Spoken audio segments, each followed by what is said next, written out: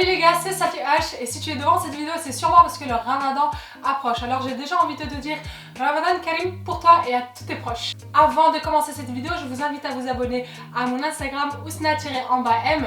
Voilà, si vous voulez m'envoyer un message ou poser des questions, n'hésitez pas, comme ça je répondrai dès que j'en aurai l'occasion. Voilà, assez parlé, c'est parti. Tout d'abord, c'est quoi le Ramadan? Le Ramadan signifie chaleur intense en arabe pour brûler les péchés. Je ne vous apprends rien, c'est un mois saint par excellence où les musulmans vont s'abstenir de manger, de boire, de fumer et d'entretenir des rapports sexuels, et ce, de l'aube jusqu'au coucher du soleil. Le Ramadan est obligatoire et important, ce qui fait partie des 5 piliers de l'islam. Et voilà, il y a des exceptions et je vous invite donc à lire un article que j'ai déposé en bas en description pour en savoir plus. Le Ramadan et le jeûne intermittent, est-ce qu'il y a des différences? Le Ramadan est différent du jeûne intermittent. Ce dernier, lui, n'a pas d'horaire imposé, contrairement au Ramadan. En général, c'est du 16 et 8. 16 heures où vous allez vous abstenir de manger et 8 heures où vous pouvez vous le permettre. Vous pouvez donc adapter vos horaires d'entraînement sans problème. Mais là maintenant, avec le Ramadan, c'est que l'horaire est imposé. Donc il est difficile de programmer ces entraînements, sachant qu'il faut récupérer, il faut manger avant d'aller s'entraîner pour avoir suffisamment d'énergie et pour s'entraîner efficacement. Y a-t-il des risques et des sacrifices? Malheureusement, pendant le Ramadan, il est quasi impossible de prendre du muscle. Pourquoi? Parce que cela demande des lésions musculaires qui, grâce à la synthèse de protéines musculaires, favorisent l'hypertrophie. Durant le Ramadan, votre balance azotée est complètement négative durant la journée. Résultat, catabolisme, destruction du muscle assuré. En gros, vous n'avez pas d'énergie et votre organisme ira chercher dans vos muscles pour survivre.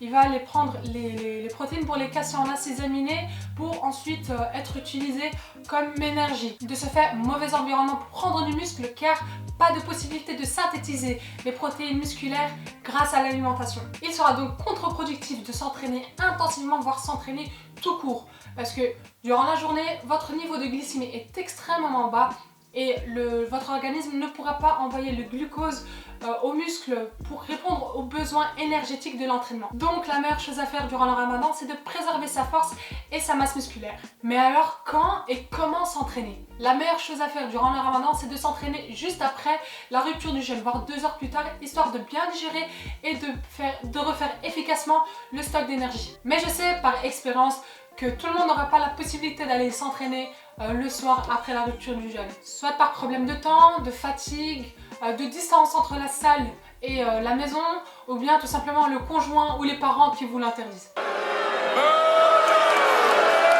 Pour ces personnes-là, la meilleure chose à faire, c'est de s'entraîner juste avant la rupture du jeûne.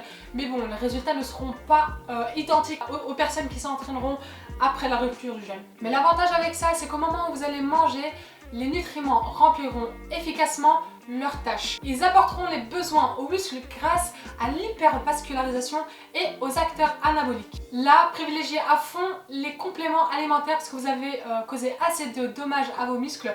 Optez donc pour les BCA ou la whey pour favoriser la synthèse de protéines musculaires. Et surtout, buvez beaucoup d'eau. Privilégiez des entraînements modérés avec 3 séries de 10 répétitions environ. Des séances de full body en seraient une bonne idée et les fréquences devraient être d'1 jour sur 2 histoire de bien récupérer. Les points à respecter. Premièrement, le fait de bien dormir, c'est très important. Durant le sommeil, on sécrète une hormone anabolisante qui favorise la croissance musculaire. Elle s'appelle tout simplement l'hormone de croissance. Il est donc important de bien dormir pour bien récupérer. Par nuit, environ 7 à 9 heures, comme par exemple Rafael Nadal qui lui dort 7 heures par nuit. Si vous ne dormez pas assez, il y a bien sûr des conséquences comme une baisse du niveau de testostérone et une augmentation du niveau de cortisol, hormone du stress. Ensuite, mangez des aliments faciles à digérer et riches en fibres. Évitez de manger des aliments lents à la digestion si vous avez un entraînement en vue le soir. Par exemple, la viande rouge. Elle lui faut 3 à 4 heures pour être digérée. Je vous mets donc ce tableau afin de mieux programmer vos entraînements en fonction de vos repas. N'oubliez pas de faire un screenshot. Ensuite, évitez la surconsommation de sucre rapide.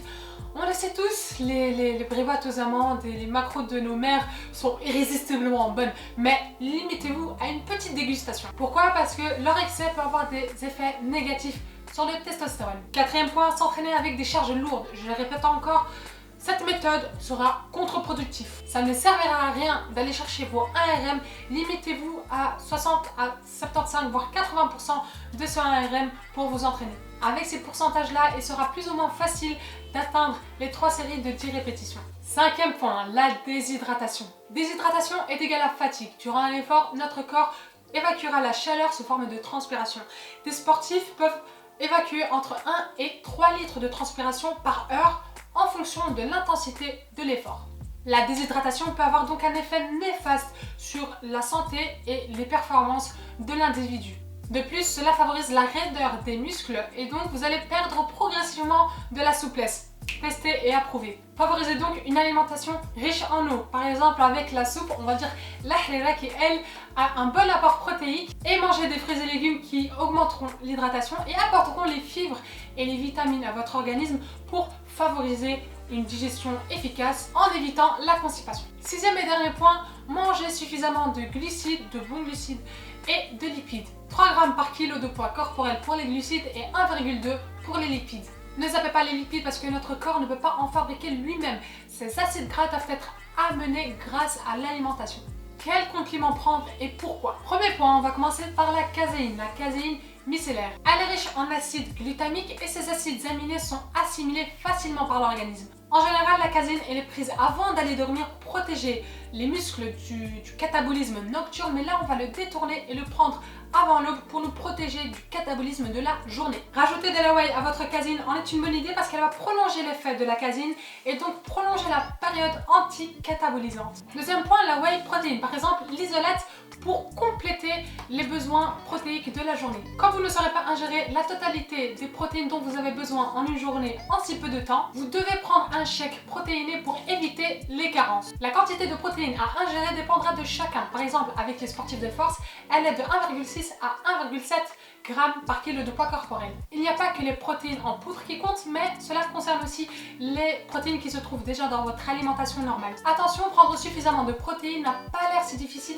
mais il faut faire attention à bien s'hydrater sur le côté. Un apport de protéines important demande en parallèle un accroissement de consommation d'eau et de glucides. Si cela n'est pas respecté, le déséquilibre acido-basique sanguin penchera plus du côté acide, ce qui amènera à des pertes musculaires, osseuses et à une baisse de performance. Troisième point, les BCA pour Branch Chain Amino Acid, qui veut dire acides aminés ramifiés. Les acides aminés sont les matières premières des chaînes de protéines que nos cellules créent. Les BCA regroupent 3 acides aminés essentiels: la leucine, la isoleucine et la valine. En les prenant, cela va déclencher une synthèse rapide des protéines musculaires. De ce fait, il va améliorer la performance, favoriser la récupération et éviter les courbatures, réduire la fatigue et augmenter l'énergie grâce à l'oxydation de la leucine dans vos muscles. Quatrième point, la carnitine.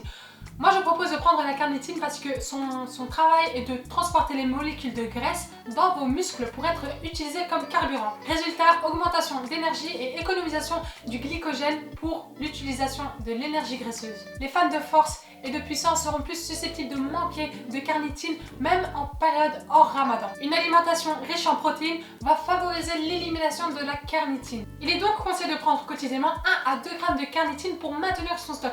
Mais attention à la dose, une haute dose de carnitine peut être hypoglycémiante. Dernier point, les vitamines. Le fait d'uriner fréquemment va éliminer beaucoup de vitamines alors qu'elles sont importantes pour l'organisme. Prenez des vitamines pour rester hydraté plus longtemps et pour avoir plus d'énergie. De plus, l'entraînement provoque du stress oxydatif et pour éviter cela, prenez des vitamines C ou E comme le jus d'orange. De mon côté, je prends aussi du ginseng pour les performances et les prestations cérébrales et du vitamine B12 pour réduire la fatigue. Pour finir, ne retenons pas que les mauvais, parlons de points positifs du ramadan. Le jeûne apporte une meilleure sensibilité de l'insuline, disparition des fringales, niveau d'énergie stable, hausse d'hormones de croissance, perte du poids durable et ralentissement du vieillissement et hausse de qualité de vie. Et voilà, je pense que je te dis, vous êtes enfin prêts à attaquer le ramadan avec vos entraînements. J'espère que mes conseils vous seront utiles et que vous les suivrez à la lettre. Si la vidéo vous a plu, n'hésitez pas à la partager entre vous. Et je répète, abonnez-vous à mon Instagram ousna_m. Si vous voulez m'envoyer un message, n'hésitez pas, je me ferai un grand plaisir de vous répondre. Et enfin, n'oubliez pas de vous abonner à ma chaîne YouTube et d'activer la cloche. Ne faites pas les flemmards, ça prend même pas 10 secondes. Et pour terminer cette vidéo, Ramadan Mubarak Karim à tous. Ciao. So you're a tough guy, like you really rough guy. Just can't get enough guy, just always so puff guy. I'm that bad type.